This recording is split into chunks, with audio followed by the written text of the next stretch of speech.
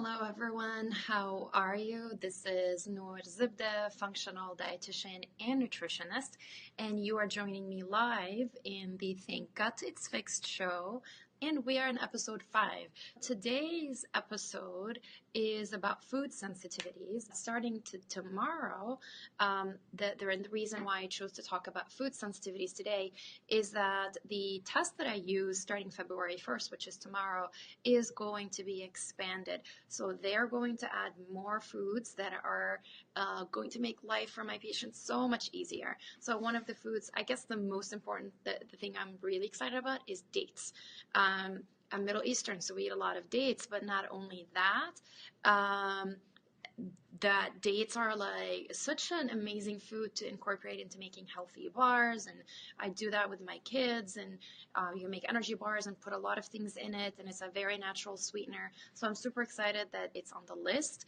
I'm excited about cilantro because it's a very flavorful herb, and my patients had to wait a month to try it. Chia seeds, Brussels sprouts, all these cool healthy stuff. So I'm super excited that the new panel is coming out tomorrow. So we're going to have more testing, more food options for my patients and for those who are interested in doing this as well. So I'm going to go into food sensitivities, the 8 things that you need to know about food sensitivities. The number one thing is you may have it and not even know it. So the symptoms of food sensitivities can be subtle, and they sort of creep up on you over time. And then at some point you wake up one day and you're like, wait a minute, why am I tired all the time? Why am I foggy all the time? Why do my joints hurt? Or you just realize that I don't remember life without having a headache. I don't remember life without having bloating or stomach pain. So these are some of the things that the people who come to me experience. And most people think of an allergic reaction, but its food sensitivities are very different. What I want to show you here, I have this picture, is you have a trigger. You have something in your food that triggers your immune system, and your immune cells are going to release chemicals or natural compounds that are going to fight foreign foods, or food suddenly becomes foreign. And then depending on where these chemicals are being released in the body, you can have a variety of symptoms. So you may have a migraine or hyperactivity, and I've seen this with children as well too. You may have skin issues, eczema, psoriasis, autoimmune conditions, digestive conditions as well too, fibromyalgia, muscle pain, and joint pain. So there's not a single symptom that is tell you like, oops, that's it, that's a food sensitivity. It's the systematic inflammation that overall in the body that sort of like one thing comes after the other, and suddenly you're just no energy, in pain, foggy, or cannot concentrate, and that just becomes your new normal you. The second thing about food sensitivities, and I kind of sort of mentioned that, is that food sensitivities are different from food allergies. A lot of people tell me that I have been tested. My doctor tested me for food allergies and I am fine. If this has happened to you, if you have been tested for a food allergy before, have they told you you don't have any food allergies, so you should be okay, but you're still feeling not yourself? Sometimes it's actually the opposite.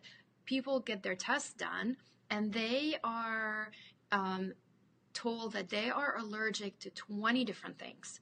And then they look at it and they're like, wait, well, what can I eat? So they're really confused. So it's either all negative and they have no answers, or all positive and they're really overwhelmed and they feel handicapped by this result, and they just don't know what to do and they do nothing. So food allergies are different than food sensitivities.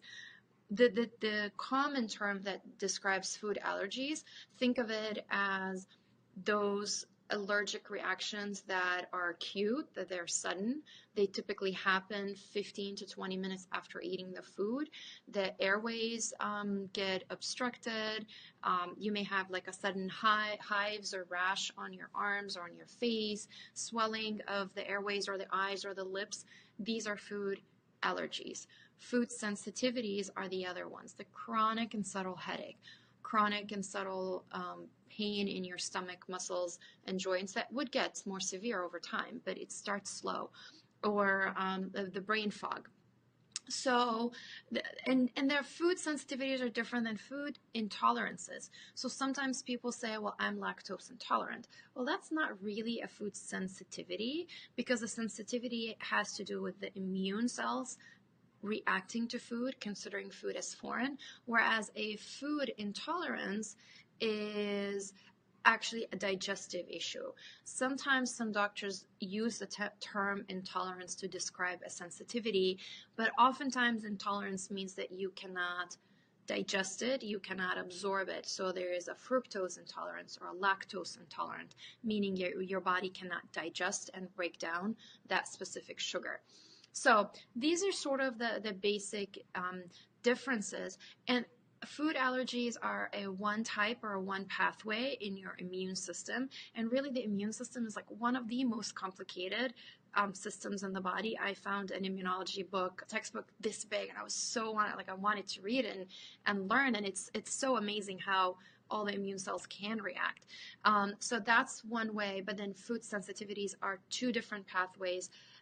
3 and 4 actually, and so they complement each other. So when somebody comes to me with a food allergy test, I'm not going to disregard it. Of course, we're going to take a look at it, but it doesn't give you the whole picture. It's just only a part of the picture. Okay, so the third thing that you want to know about food sensitivities, and that one is specific to food sensitivity testing, is that they are not all the same. Now, some of you have said that you have been tested. So if you have a copy of your results, I want you to take a look at that copy, and there are lots of testing available. But one major type of testing is called IgG testing. So what they are, they see if your body is producing antibodies to fight certain foods. And this is only the third type, or like a third type of hypersensitivity, or pathway 3, or hypersensitivity 3. And in this way, this test is saying you eat a food, your body is going to produce an antibody, and then we're going to measure the antibodies against these certain foods. And if we have a high level of these antibodies, then this is a problem food. Well, the problem with this type of test is that it's missing the fourth type of sensitivity, which does not involve antibodies. So sometimes your immune cells, instead of making an antibody, they're going to immediately release their chemicals, or their, the chemicals that are going to fight the foreign food, without producing an antibody. So IgG testing are missing half or even more of the picture when it comes to food sensitivities. So that's why they may not be as useful. The other thing is that they may not necessarily mean having a high IgG level for a certain food. It doesn't necessarily mean that this is a bad food. What it could mean that you're eating this food a lot and your body is seeing it a lot, so it is developing antibodies for it. And sometimes people, they follow this IgG test and they tell me, well, it's not really doing anything. I'm eliminating these foods and I don't feel any different. And so that's why they're not always measuring what they're supposed to measure. And sometimes they miss part of the picture. Now, also talking about testing is that some of the tests they may give you 20 foods that you are reactive to. So that's great. And you eliminate them. But if you don't really know which foods are good for you, which foods are not triggering your immune system, then you're really not benefiting, because anything that you're eating can be a problem. And so you actually need a test that will tell you avoid these, but you need a test that will also tell you this is exactly what you need to eat, so you control all the other variables. Number 4, food sensitivity symptoms are delayed reactions, and they are dose dependent.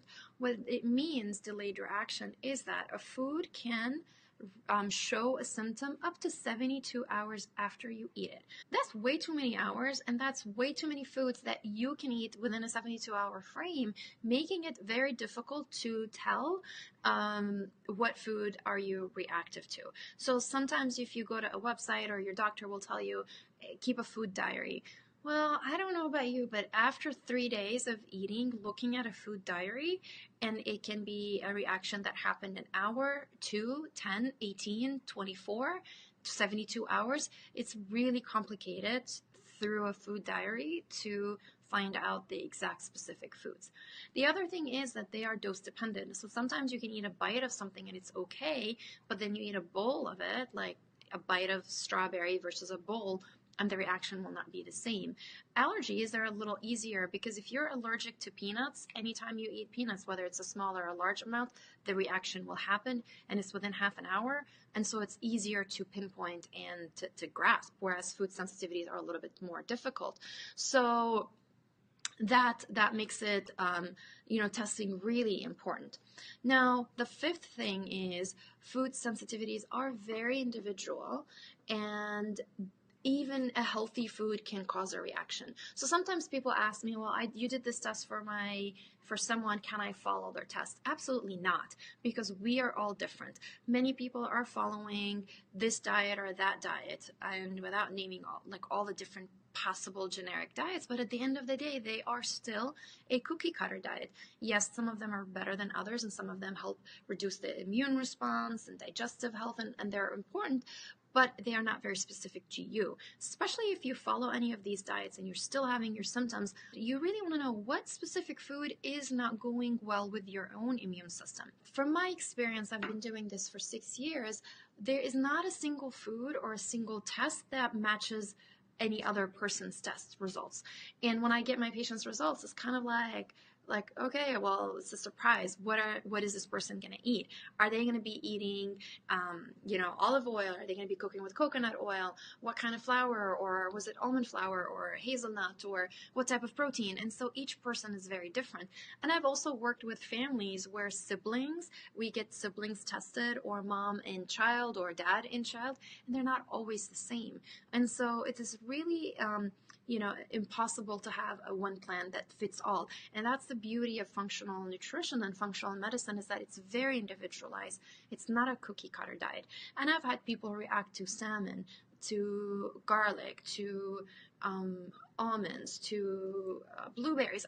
Anything can be a problem, even cumin or parsley that are, some of them seem to be pretty harmless. So any food can cause a sensitivity. Now, the sixth thing is that food sensitivity is a source of inflammation, and if you leave it untreated, it will have a trickle effect on other parts of your body. It will affect your thyroid, it will affect your adrenal health, making you feel tired and fatigued. Adrenal health is going to cause a stress response. Food sensitivities will affect your hormones, so even things like your cortisol level, which will make it harder for you to lose weight. It will make you gain more like water retention. When your immune system is occupied with fighting foods, then it's not going to do its job of fighting pathogens and bacteria and the real microbes out there. So it is a source of chronic inflammation, and you can say, like, whatever, I can live with my headaches, Advil does fine, or I can just, take my painkiller medication and go to sleep. But that has a side effect, that has a long-term effect. So we want to resolve food sensitivities so that we can reduce the inflammation. And inflammation is the number one cause for many of the chronic conditions like heart disease, diabetes, cancers, all of those things. So we really have to focus on lowering inflammation. Now, number 7 is that food sensitivities are a result of improper or incomplete digestion and leaky gut. In the first episodes, episode 2 and 3 actually, we talked about leaky gut, what it means. But just to remind you with all of this is, think of your food as a raspberry, and your body or your enzymes have to break the raspberry into its little teeny tiny components. And these teeny tiny components are what's going to pass through that layer of cells that line the intestine. So if your enzymes are not working properly, your digestion is not working properly, you are taking too many PPI medications like we talked about last time, or you're chewing quickly, or all of the imbalances that can happen in the gut, your food, instead of being broken into the small components, is still lumpy and chunky, the raspberries. And now you have leaky gut. So here's a healthy gut, and that's leaky gut.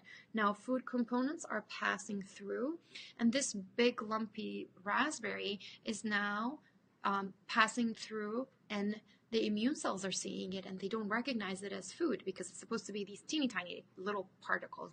So the immune cells are going to react to this raspberry.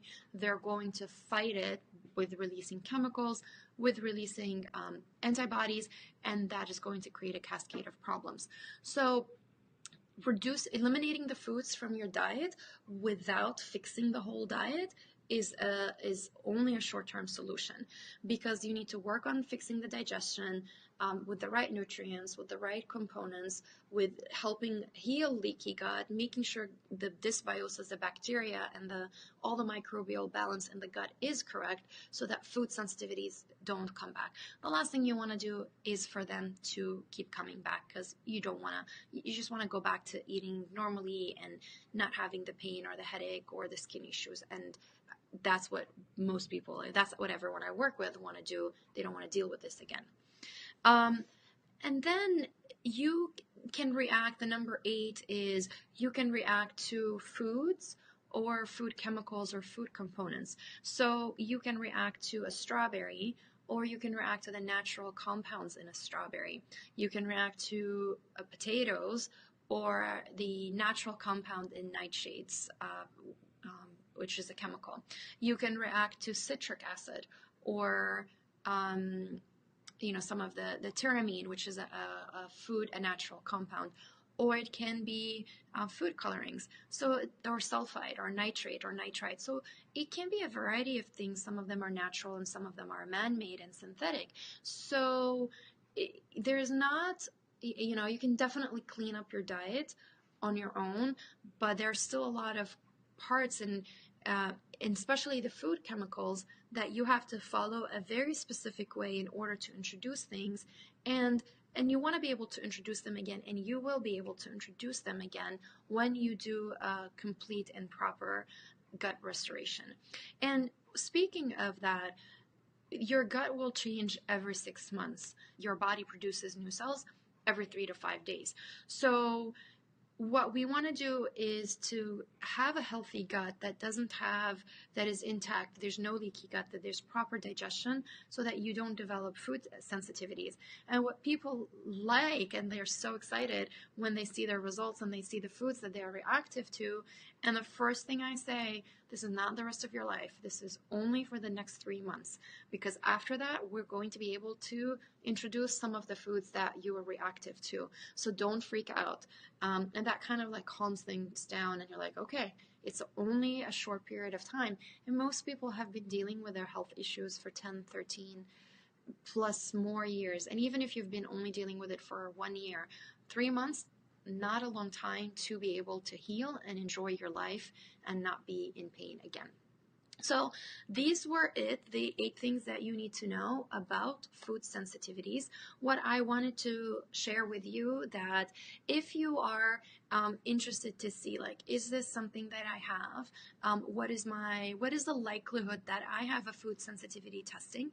I want put your name in the comments below and just say interested in food sensitivities, or even private message me, or if you don't mind, you can type your email in the comments. And what I want to share with you is, I just need a way to share it with you, to share my screening tool. So this is what it looks like, and you can score the symptoms that you have based on how severe and how frequent they are. And I am happy to take a look at this and tell you, is this possible that's happening and or not?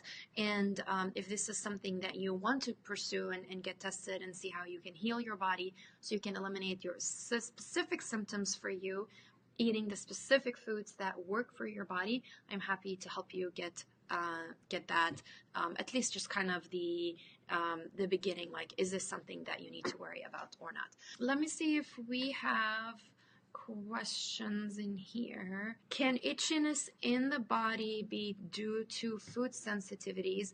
Yes, absolutely, it can be. It can also be related to nutrient deficiencies as well. Can be to histamine, which is a type of food allergic or a food sensitivity reaction. So yes, absolutely. If you're watching the replay and the recording and you have other questions, post them in here. Again, if you want to get the screening tool to see if this is something that you want to consider or pursue, getting tested and seeing what foods work for you, just type in the comments interested in food sensitivities, or you can private message me and just let me know, or just type your email and I'll send it to you right away. Is this test available in Canada?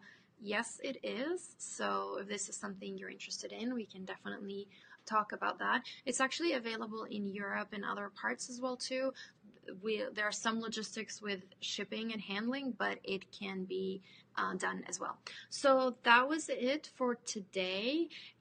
Thank you for watching. This is Noor Zibdeh, functional dietitian and nutritionist. And that was episode number 5, the 8 things that you need to know about food sensitivity and food sensitivity testing. Thank you for watching. Love to hear your comment, to read your comments and respond to any messages. So I hope you have a great day, and I will see you next time. Make sure you tune in 1:30 p.m. Eastern next Wednesday. Have a great one.